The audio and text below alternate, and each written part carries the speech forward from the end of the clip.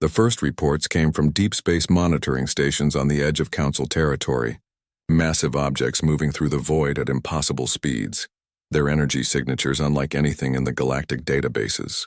Within hours, entire star systems were going dark, their populations simply vanishing without even time to send distress signals. The Devourer swarm had awakened from their million-year slumber in the space between galaxies, and they were hungry. Admiral Teshivara of the combined Council fleet watched the tactical display with growing horror, as red markers indicating lost systems spread across the galactic map like a disease. The Devourers consumed everything: planets, stars, space stations, entire civilizations, converting matter into energy to fuel their endless hunger. "How many ships can we mobilize?" she asked her staff officers. 40,000 vessels from all member species, came the reply. "But Admiral, based on the engagement at the Rigel system, our weapons have minimal effect on their bioships. They adapt to our attacks within minutes." Teshivara had seen the recordings from Rigel. The Devourer bioships looked like massive jellyfish made of living metal, each one the size of a space station. Council weapons that had seemed devastatingly powerful just hours before barely scratched their adaptive hulls. Worse, the creatures learned from each attack, developing resistances that made subsequent strikes even less effective. The combined fleet represented the accumulated military might of dozens of species over thousands of years of technological development. It should have been unstoppable, but against the Devourers it was proving pathetically inadequate.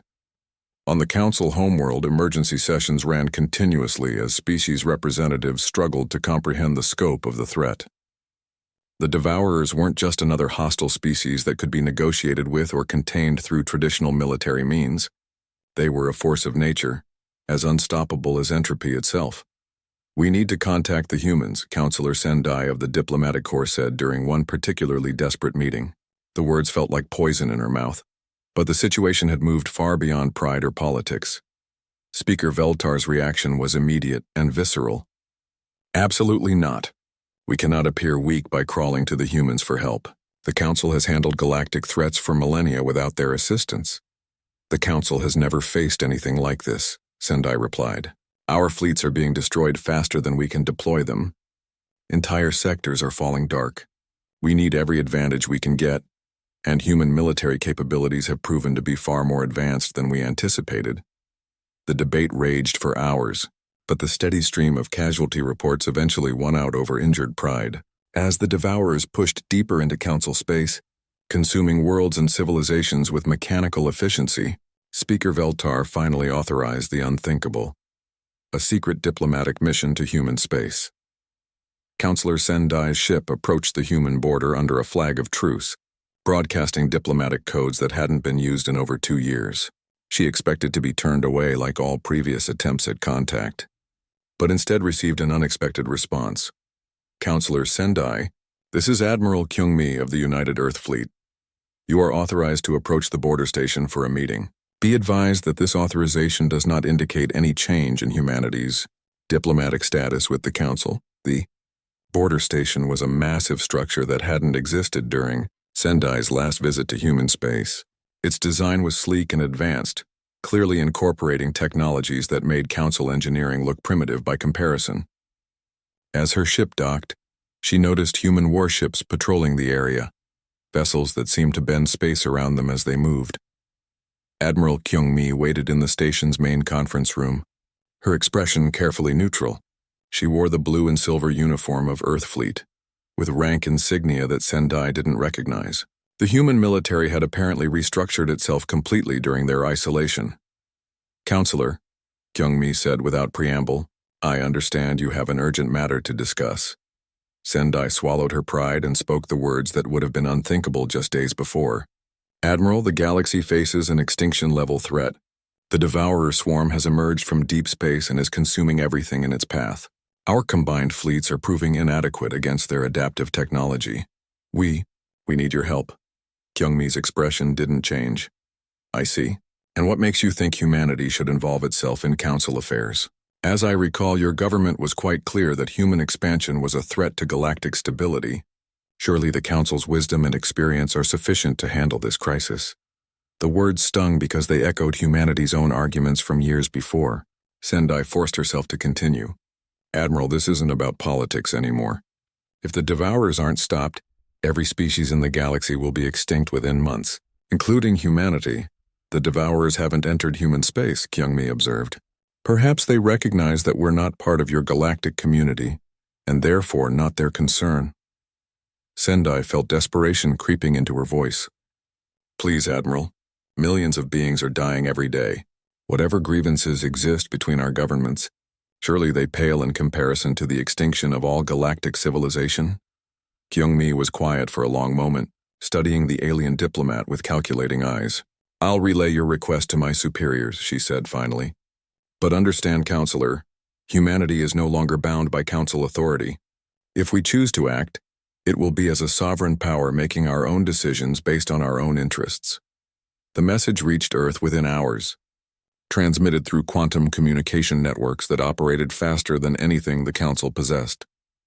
President Sora convened an emergency cabinet meeting to discuss the situation. Our long-range sensors confirm the threat is real, Admiral Tejo reported. The Devourers represent a level of technological advancement that surpasses even our current capabilities. Left unchecked, they will eventually reach human space regardless of our neutrality. Director Jin Ho reviewed intelligence reports from Council space. The alien fleets are being systematically destroyed. Their tactics and weapons are thousands of years out of date compared to what we've developed. But they're still not enough against this enemy. President Sora studied the galactic map, watching the red zones expand as more systems fell to the Devourers. How confident are we in our ability to fight them? Unknown, Admiral Tejo admitted. Our quantum fold technology and adaptive AI systems give us advantages the Council lacks, but we won't know if it's enough until we engage them directly. The debate continued for hours. Some cabinet members argued that humanity had no obligation to save civilizations that had treated them as dangerous children just years before. Others pointed out that allowing the galaxy to be consumed would ultimately threaten human survival as well. In the end, President Sora made the decision that would define humanity's place in galactic history. We help, she announced, not because we owe the Council anything, but because it's the right thing to do, and because we're strong enough to make the choice on our own terms. Operation Starshield launched within days. Admiral Tejo commanded a fleet of over 200 human warships, their quantum fold capabilities allowing them to deploy across multiple star systems simultaneously. The ships were unlike anything seen in Council space, sleek, adaptive, and armed with weapons that operated on principles the aliens couldn't comprehend. The first engagement between human forces and the Devourers took place in the Vega system, where a Council colony of 50 million beings was about to be consumed. The human fleet arrived just as Devourer bioships began their attack on the planet's orbital defenses. What followed was a battle unlike anything in galactic history. Human ships folded space around them like a protective cloak, appearing and disappearing at will while their weapons struck the bioships with devastating precision. The Devourers' adaptive defenses, so effective against Council weapons, struggled to counter human technology that seemed to operate outside normal physical laws. Within 6 hours, the Devourer force was either destroyed or driven back into deep space. The Vega colony was saved, and for the first time since the crisis began, a Council system had successfully resisted the invaders. The psychological impact was immediate. Across Council space, beings who had faced certain extinction suddenly found hope. More importantly, they found that humanity, the species they had dismissed and attempted to contain, had become their saviors. The campaign continued for months, with human fleets systematically hunting down Devourer forces throughout the galaxy. The quantum fold technology allowed them to respond to threats faster than the bioships could adapt, while their artificial intelligence systems learned and evolved with each engagement.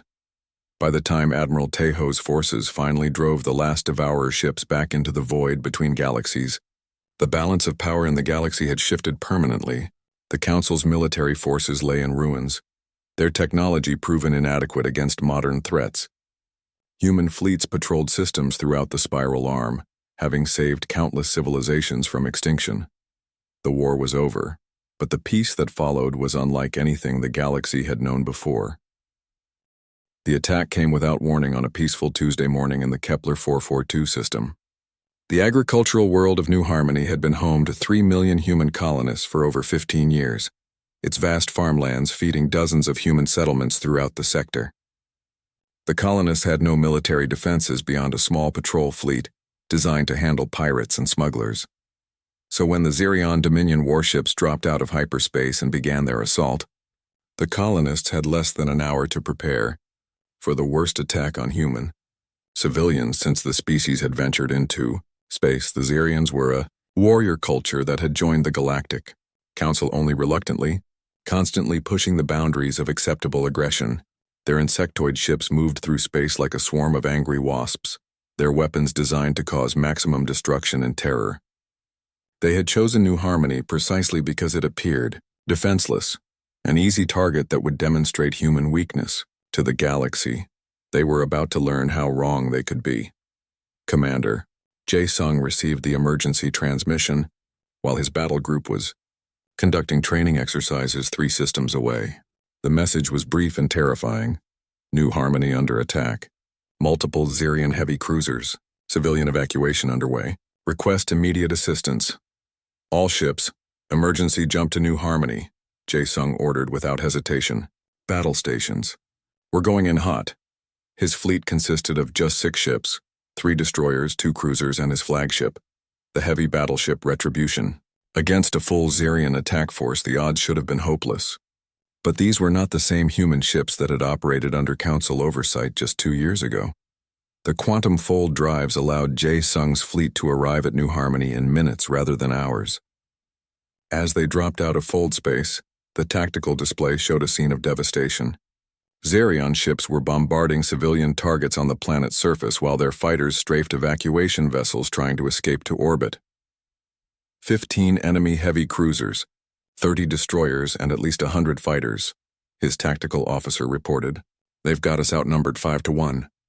Jae-sung studied the enemy formation with cold calculation. The Xerions were operating according to standard Council military doctrine, the same tactics that had remained unchanged for thousands of years. But human military thinking had evolved dramatically since the withdrawal. Signal the fleet, he ordered. Implement dragon formation. Target their command vessel first. The human ships moved with a coordination that would have seemed impossible to observers familiar with Council military standards. Each vessel knew exactly where the others would be at every moment, their movements flowing together like parts of a single organism, rather than individual units trying to coordinate through communications. The Xerion commander, war leader Scrixtal, watched the human approach with amusement. 6 small ships against his mighty fleet. The humans must be desperate or insane. He ordered his ships to form a traditional battle line, confident that overwhelming firepower would crush the foolish humans quickly. The first indication that something was wrong came when the human weapons opened fire at impossible range.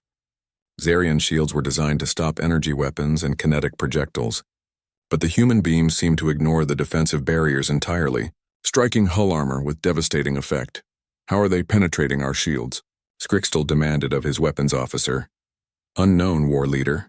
Their energy signatures don't match any known weapon system. It's as if they're firing through dimensional space rather than normal space. Before Scrixtal could process this information, the human ships suddenly scattered in all directions, moving faster than his sensors could track. One moment they were approaching in formation, the next they were everywhere at once, striking his fleet from multiple angles simultaneously. The Retribution materialized directly above the Xerion flagship, its main guns firing at point-blank range. The massive alien vessel's shields collapsed under the assault, and secondary explosions rippled across its hull as critical systems failed. Impossible, Scrixtal whispered as his command center shook under the bombardment.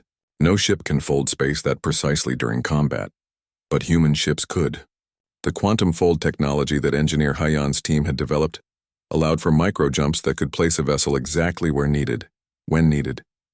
Combined with artificial intelligence systems that could calculate thousands of combat variables in milliseconds, the result was a level of tactical precision that no Council species had ever achieved.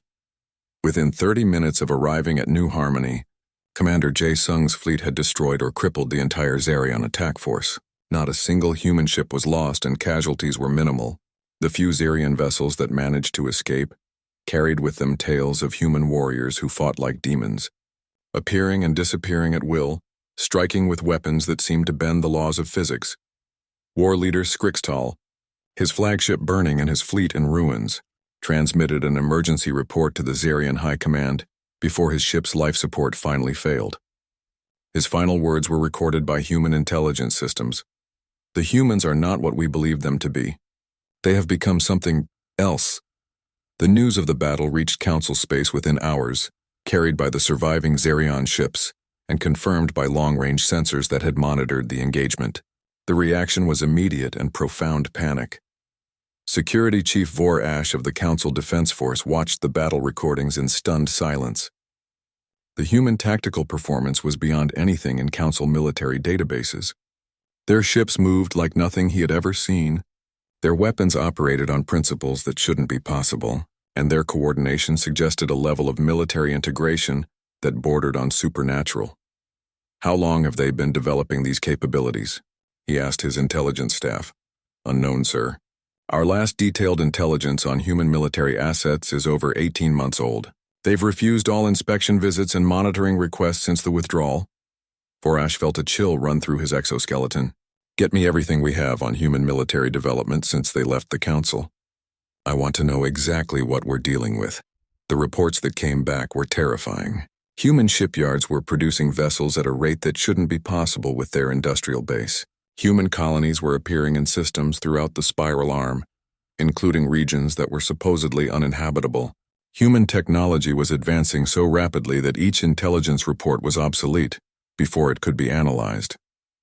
Most disturbing of all, humans appeared to be preparing for something much larger than defending their existing territory. Construction projects were underway that could only be described as militaristic on a massive scale.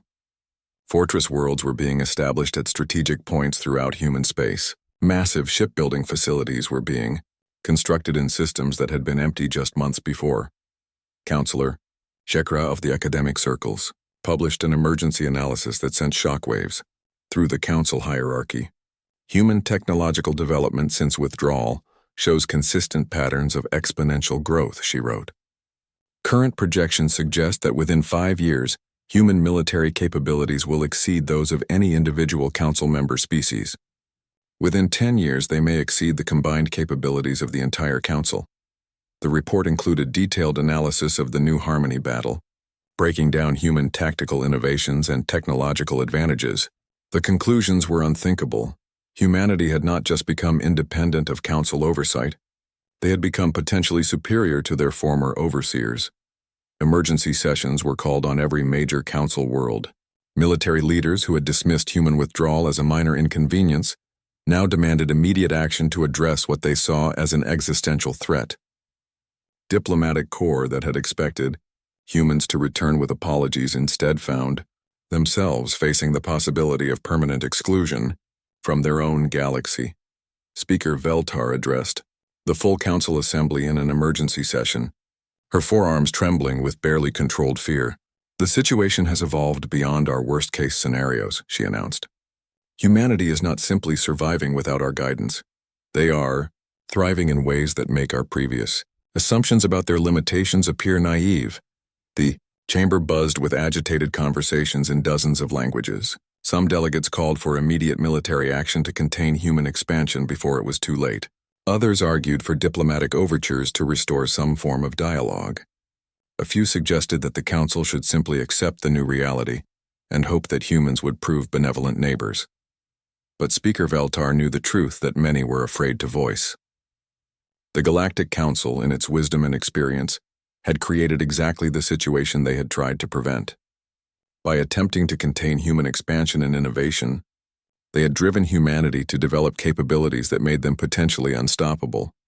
The question was no longer whether humans would return to the Council. The question was whether the Council would survive humanity's independence. And based on the evidence from New Harmony, the answer was far from certain. 1 year after humanity's withdrawal from the Galactic Council, the cracks in galactic civilization were becoming impossible to ignore. Healer Sashara of the Empathic Collective floated in her treatment chamber, surrounded by the soft blue glow of neural monitoring equipment. watching another patient lose their telepathic abilities to the spreading plague. The disease had now reached 17 empathic worlds, affecting over 2 million individuals. What had started as isolated cases of weakened telepathic connection had evolved into complete neural shutdown in the most severe cases. Entire family networks that had shared thoughts for generations were falling silent one by one. "Healer," her assistant whispered through their mental link. "The communication strained and weak. The Council Medical Authority is requesting another progress report." "What should I tell them?" Seshara's thoughts were heavy with frustration and grief. "Tell them the same thing I've told them for 6 months. Without Dr. Youngsik's research on human neural patterns, we have no viable path forward. His work on non-telepathic brain function was the key to understanding how our networks could be protected." The irony was bitter. The Empathic Collective had been among the strongest supporters of the resolution to relocate human colonies. They had viewed human emotional intensity and independence as dangerous influences that could disrupt the harmony of galactic civilization. Now they were dying from a plague that only human knowledge could cure. The economic disruption had spread far beyond what anyone had predicted. Merchant Prince Crystal reviewed her quarterly reports with growing desperation. Her trade empire, built over centuries of careful expansion, was collapsing as human markets remained permanently closed. "The numbers don't make sense," she told her financial advisor, a crystalline being from the Silicon Consortium. "Humans were only 3% of our customer base, but our profits have dropped by 30%. "How is that possible?" The advisor's crystal body flickered with calculations. "Analysis suggests that human purchases drove demand in other markets. They were often early adopters of new technologies and luxury goods. When other species saw humans using our products, they became interested as well. Without human influence, demand has stagnated across multiple sectors." Similar reports were flowing in from across Council space. The Zephyrian entertainment industry had laid off thousands of workers as demand for alien cultural products dropped without human consumption driving trends. The Luminous One's research consortiums were struggling to maintain funding as breakthrough discoveries slowed to a crawl without human collaboration. But the most alarming reports were coming from military intelligence. General Thokmar of the war-devoted species studied reconnaissance data from the edge of human space with growing unease. The images showed human ships unlike anything in Council databases, sleeker, faster, and clearly more advanced than the vessels humans had operated just a year ago. "How did they develop these technologies so quickly?" Thokmar asked his intelligence chief. "Our projections suggested that without access to Council scientific databases, human technological development would slow dramatically." The intelligence chief, a multi-limbed creature called Vexara, manipulated the holographic display to show detailed scans of human vessels. "Our projections were based on the assumption that humans were dependent on our knowledge base. It appears we were wrong. Analysis suggests that Council safety regulations and oversight procedures were actually limiting human innovation rather than enabling it. The evidence was undeniable. Human ships now moved through space using some form of quantum manipulation that allowed them to fold spacetime itself. Their sensors could detect Council vessels at ranges that shouldn't be possible. Most disturbing of all, human colonies were appearing in systems throughout the spiral arm at a rate that suggested they were no longer bound by the slow, methodical expansion patterns that Council species used." Dr. Baksu, formerly Earth's head of xenobiological research, worked in his new laboratory on the Human Research Station Discovery. Free from Council restrictions on genetic research, his team had made advances in just 12 months that would have taken decades under the old system. "The alien approach to scientific research is incredibly conservative," he explained to his research team during their weekly meeting. "Every experiment has to be approved by 17 different committees, reviewed for potential risks to galactic stability, and conducted according to protocols that are thousands of years old. No wonder their rate of discovery has slowed to almost nothing." His assistant, Dr. Haye Jin, nodded enthusiastically. "Without those restrictions, we've already developed treatments for 3 major genetic disorders and made breakthrough discoveries in cellular regeneration. Imagine what we could have accomplished if we'd had this freedom from the beginning." The research station Discovery was just one of dozens of human facilities that had been constructed in the year since withdrawal, without Council building codes and environmental restrictions. Human engineers had created structures that pushed the boundaries of what was considered possible. entire cities floating in the void of space, powered by fusion reactors that operated at efficiencies Council scientists claimed were impossible. On Earth, President Sora met with her expanded cabinet to review the first annual report on humanity's independent development. The numbers were staggering. Economic growth had accelerated despite the loss of alien markets. Population growth on colony worlds had increased as families felt more confident about their future security. Most remarkably, human space had expanded by nearly 40% as new colony ships launched every month. The aliens were right about one thing, Director Jinho observed with dark humor. We are expanding aggressively. We're just doing it without their permission now. Admiral Kyungmi provided the military perspective. Our new ships are operating deep in regions that the Council declared off-limits to human exploration. We've discovered 17 systems with habitable worlds that were supposedly reserved for future Council development. Some of them show signs of ancient alien settlements, but no current inhabitants. Any signs that current Council species are monitoring our expansion? Sora asked. Their ships are staying well clear of our borders, Kyungmi replied. We've detected long-range surveillance, but no direct confrontation. I think they're afraid of what they might find if they look too closely. The fear was well-founded. Human technology had advanced at an exponential rate once freed from Council oversight. The quantum fold drive was just the beginning. Human scientists had developed new forms of artificial intelligence, created materials that could repair themselves at the molecular level, and designed weapon systems that operated on principles Council species had never encountered. Engineer Hayan's team had moved beyond just faster ships. They were now working on projects that would have been considered impossible just 2 years earlier. Terraforming systems that could transform dead worlds into gardens in decades rather than centuries. Mining operations that could strip entire asteroids of useful materials in a matter of days. Communication networks that operated faster than light across interstellar distances. The aliens kept telling us that rapid development was dangerous, Hayan reported during her briefing with Earth Command. They said we needed to follow established procedures and proven methods. But their proven methods were designed for species that think in terms of millennia, not decades. Human innovation operates on a completely different timescale. The psychological impact of human withdrawal was becoming apparent across Council space. Species that had grown accustomed to human cultural influence found their own creative output becoming stagnant and repetitive. The absence of human perspectives in scientific research had led to a noticeable decline in breakthrough discoveries. Even military strategists were struggling to develop new tactics without human input into war games and simulation exercises. Council Speaker Veltar reviewed intelligence reports in her private chambers, her blue skin pale with worry. The Zephyrian Collective had been so confident that humans would return begging for readmission within months. Instead, humanity appeared to be thriving in ways that made their former participation in Council affairs seem almost quaint. They're not just surviving without us, she told her closest advisor. They're growing stronger, faster, more capable. Everything we tried to prevent by containing their expansion is happening anyway. But now we have no influence over it at all.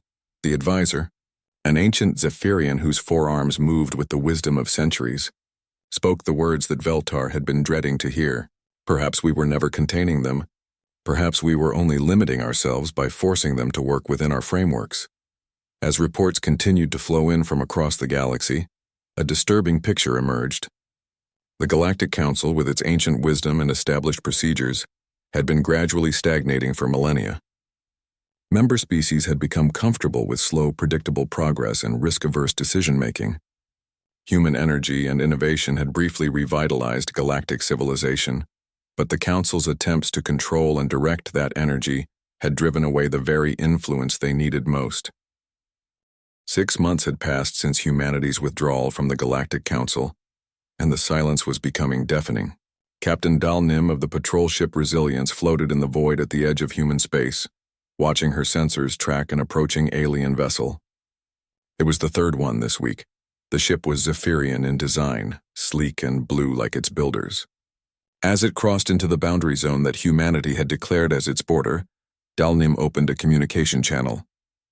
Unknown vessel, you are entering sovereign human space. Please state your business or change course immediately. The response came quickly, transmitted in the formal diplomatic language that the Council used for official communications. This is Ambassador Zenkai of the Zephyrian Collective. I request passage to Earth to discuss resuming diplomatic relations. Dalneem had heard similar requests dozens of times over the past months. Her response was always the same. Ambassador, the United Earth government does not recognize your diplomatic status. You are a foreign national attempting to enter restricted space without authorization. Please depart immediately. But surely you understand the importance of maintaining dialogue between our peoples, the Zephyrian protested. The collective has new proposals that might address human concerns about the relocation resolution. Dalneem's voice remained professionally neutral. Sir, I'm not authorized to discuss political matters. You have 30 seconds to change course before you will be escorted out of human space. The alien ship hung motionless for several long moments before finally turning away. Dalneem watched it disappear into the darkness, then updated her log. Another diplomatic attempt turned away at the border. The pattern was becoming routine. On her homeworld of New Busan, Dr. Young-sik sat in his laboratory, staring at the incomplete research data on his computer screen. For 2 years, he had been working with empathic collective scientists to understand a strange neural plague that was spreading through their telepathic networks. The disease was unlike anything previously encountered, and the human perspective on neural function had proven crucial to developing potential treatments. Now the research sat frozen, abandoned when humanity severed all scientific cooperation with council species. Young-sik knew he was probably close to a breakthrough, but without access to empathic test subjects and their unique brain scans, he couldn't continue the work. His research assistant, Min-A, entered the lab carrying a cup of coffee and a worried expression. Professor, we received another message from Dr. Velnara on the empathic homeworld. She says the plague has spread to 3 more colony worlds. Thousands of their people are losing their telepathic abilities completely. Young-sik sighed and turned away from his computer. I can't help them, Min-A. Even if I wanted to, the government has forbidden all scientific collaboration with council species. But people are dying, Min-A protested. Doesn't our obligation as medical researchers override political considerations? Not anymore, Young-sik replied sadly. The council made their choice when they decided to relocate our colonies. Now they have to live with the consequences. The economic impact was spreading far beyond just scientific research. On the merchant world of Bazaar Station, Trader Krixtal of the Mineral Lords watched her profit margins collapse as human buyers disappeared from her customer base. Humans had been her best clients, always willing to pay premium prices for exotic materials and rare minerals. They had an insatiable curiosity about alien products and the economic resources to indulge that curiosity. Now her warehouses were full of goods that had been specifically imported for human markets, but no human ships had docked at Bazaar Station in months. Other alien species showed little interest in the luxury items and novel technologies that humans had eagerly purchased. It makes no sense, Krixtal complained to her business partner. Humans were only 3% of galactic commerce. How can losing such a small market segment cause such massive disruption? Her partner, a gas being from the Luminous Collective, flickered with patterns that indicated deep thought. Perhaps we underestimated their importance. They may have been only 3% of total volume, but they were often the most profitable 3%. Meanwhile, in the depths of space, human engineering teams worked around the clock on projects that would have been impossible under council oversight. Engineer Ha-Yan led the development team aboard the research station Innovation, where humanity's brightest minds had gathered to push the boundaries of technology. The quantum fold drive is ahead of schedule, Ha-Yan reported during the daily briefing with Earth Command. Without council restrictions on dimensional manipulation research, we've made breakthroughs that would have taken decades under their safety guidelines. The implications were staggering. Human ships equipped with quantum fold drives would be able to travel distances in days that currently took weeks. More importantly, the technology would allow humanity to explore regions of space that had been declared off-limits by the Council.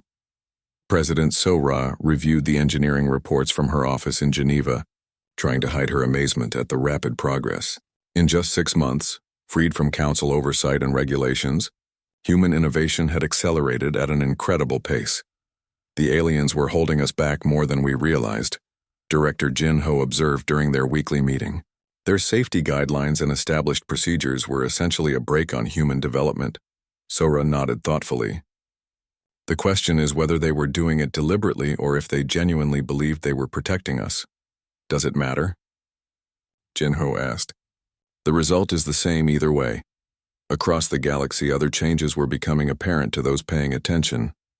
Human colonies that had once welcomed alien visitors now politely but firmly turned them away at spaceports and orbital stations. Signs in multiple languages appeared at border crossings. Entry restricted to human citizens and authorized personnel only. The cultural impact was perhaps even more significant than the economic disruption. Alien youth who had grown up listening to human music found their favorite artists suddenly unavailable. Human films and books disappeared from alien entertainment networks.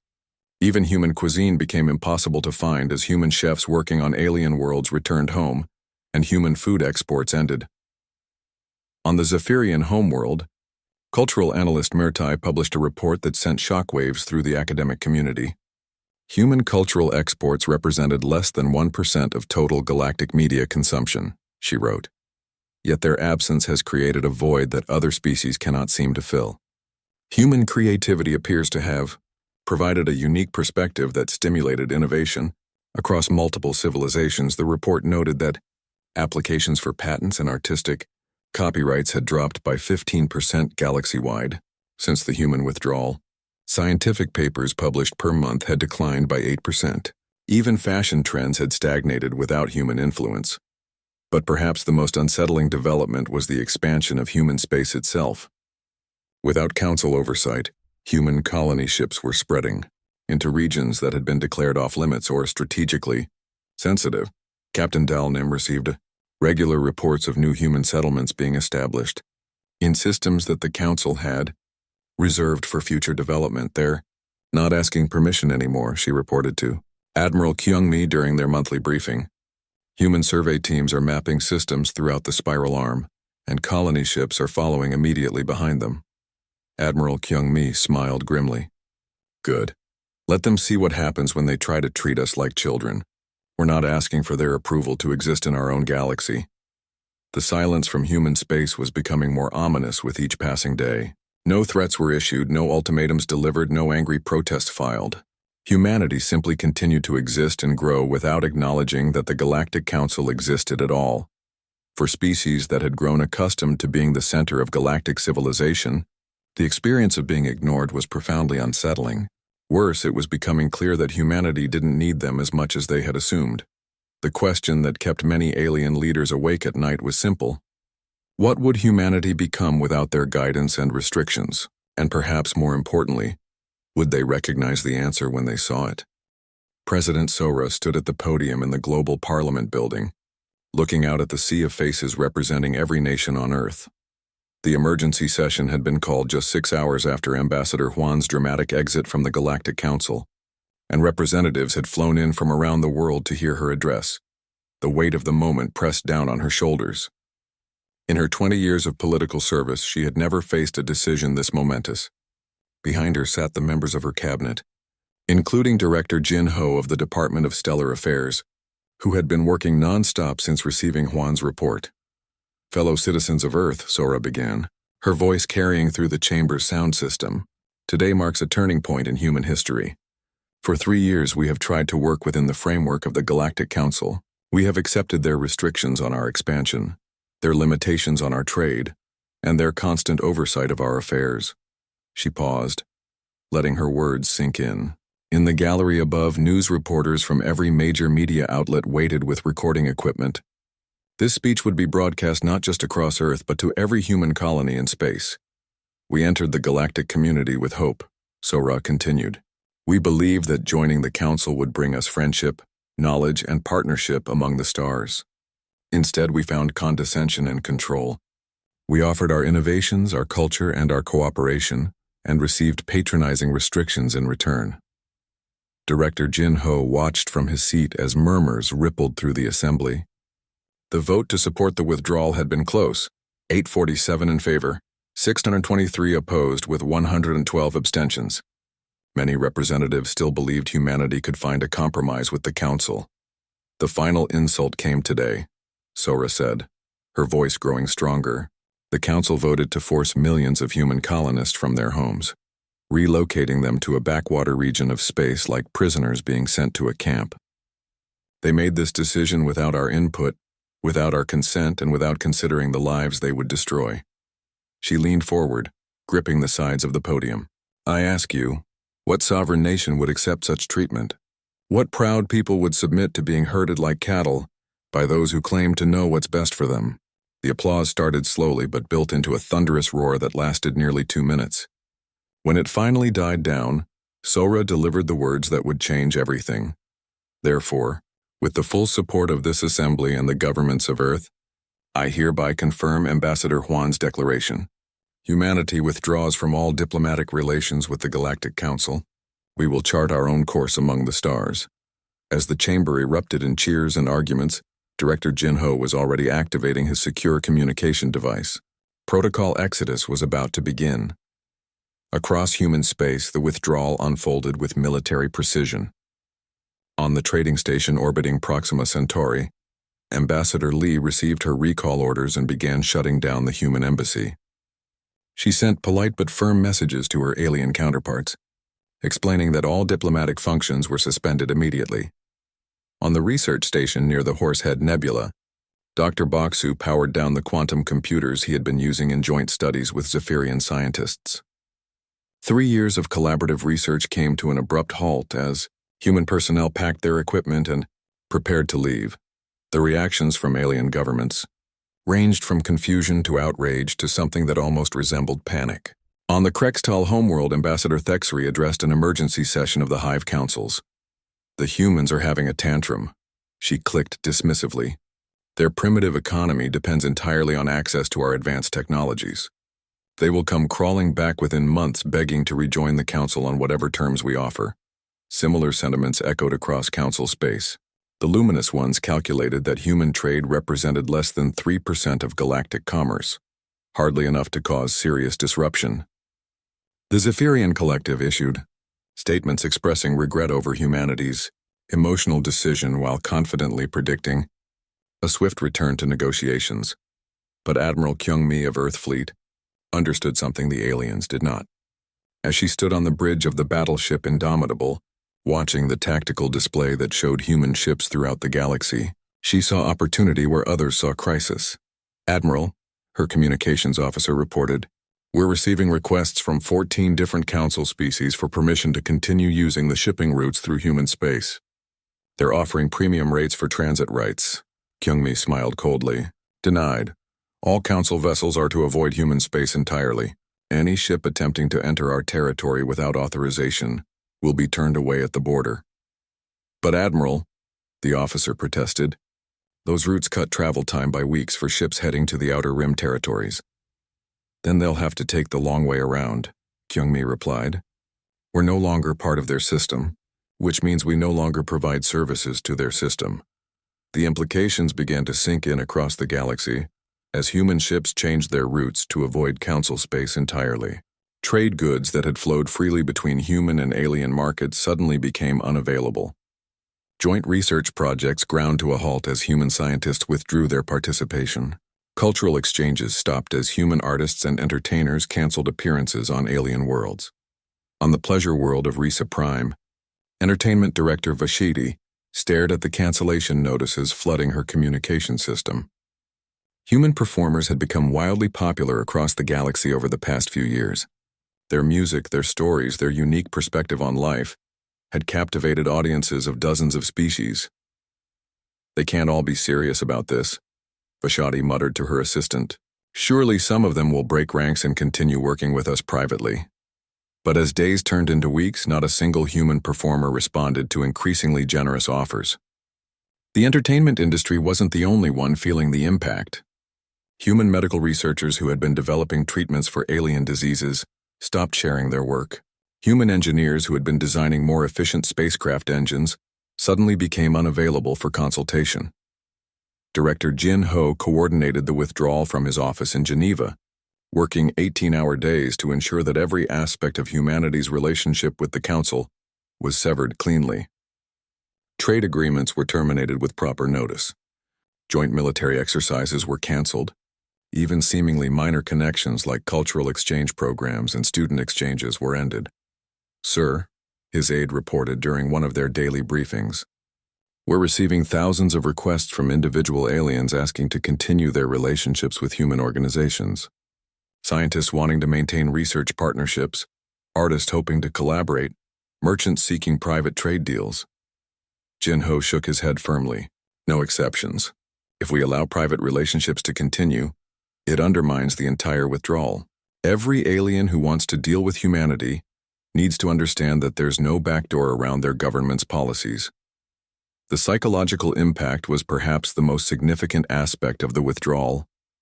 For the first time in their history, Council species found themselves cut off from something they had grown to value. Human innovation, human culture, human perspectives had become woven into the fabric of galactic civilization in ways that weren't apparent until they were suddenly gone. On Earth, President Sora met with her advisors to review the first month's results. Economic projections showed short-term losses as trade relationships ended, but also indicated potential gains as human companies redirected their efforts toward purely human markets.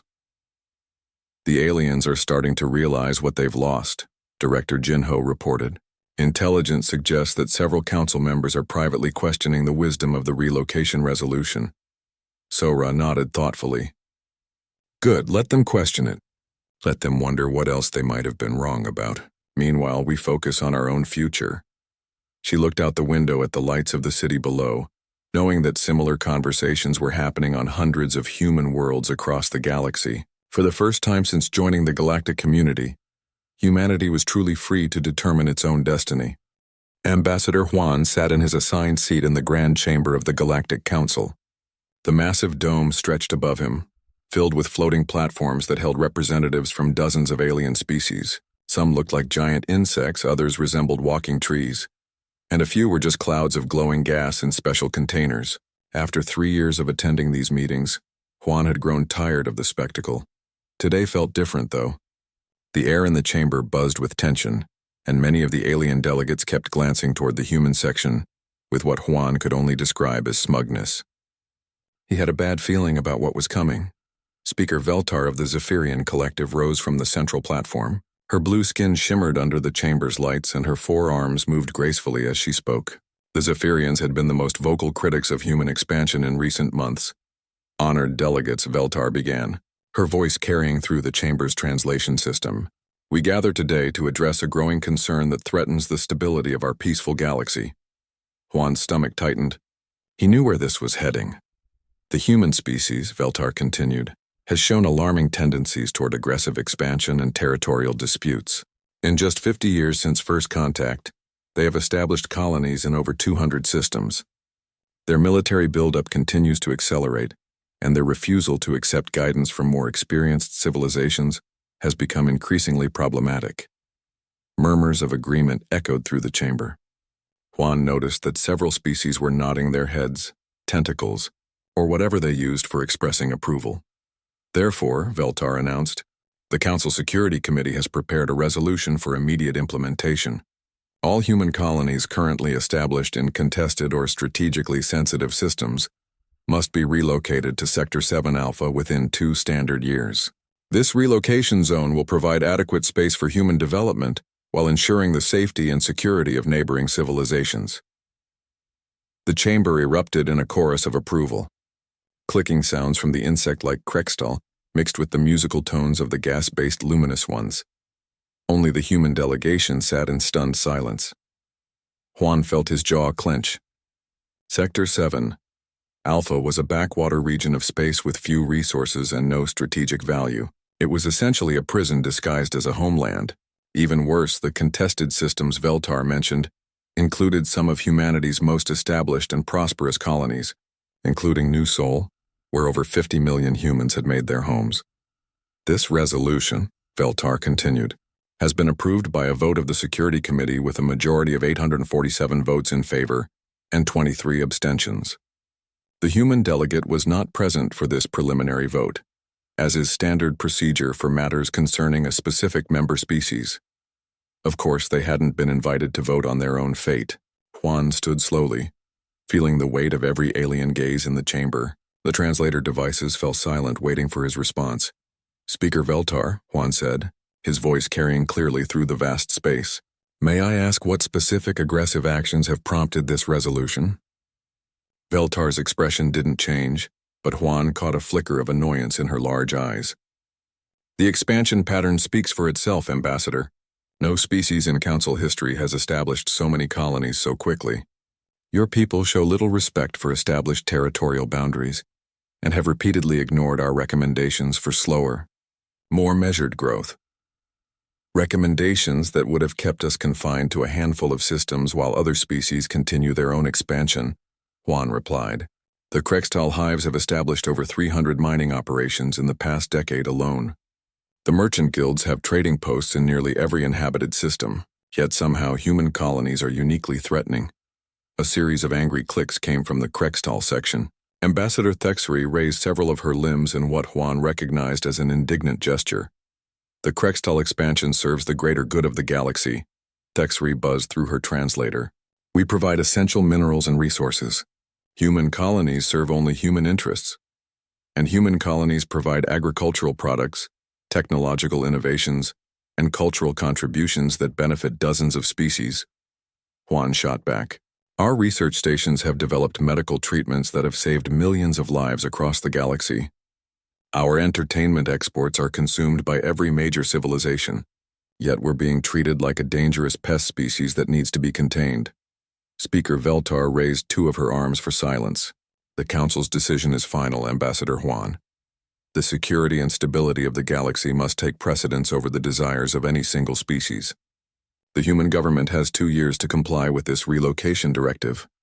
Juan looked around the chamber one more time. He saw the satisfied expressions on alien faces, the way they looked at him like he was a child being scolded by adults. For 3 years he had endured their condescension, their assumptions that humanity needed their guidance and protection.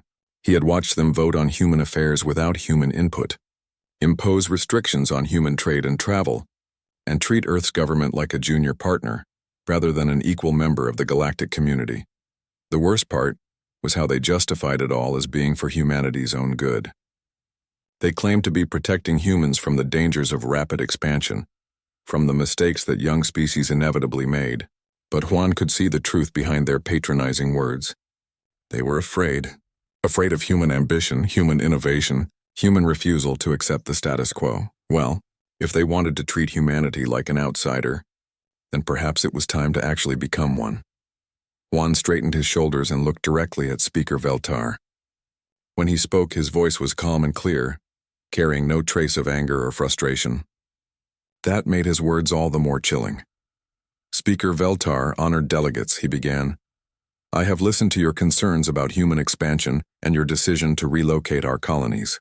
I understand that this resolution represents the will of the Galactic Council."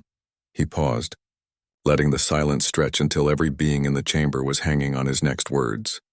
"Therefore, the United Earth Government hereby withdraws from all diplomatic relations with the Galactic Council, effective immediately. We no longer recognize Council authority over human affairs, human territory, or human citizens. Good day." The reaction was instantaneous and explosive. Aliens throughout the chamber began talking, clicking, buzzing, and flashing at once. Some rose from their seats in shock, while others activated emergency communication devices to contact their home governments. The translator system struggled to keep up with the chaos of languages being spoken simultaneously. Speaker Veltar's blue skin had turned a pale green, and all 4 of her arms were gesturing frantically. "Ambassador Juan, you cannot simply withdraw from the Council. No species has ever." But Juan was already walking toward the exit. He didn't look back as the chamber erupted behind him. For the first time in 3 years, he felt truly free.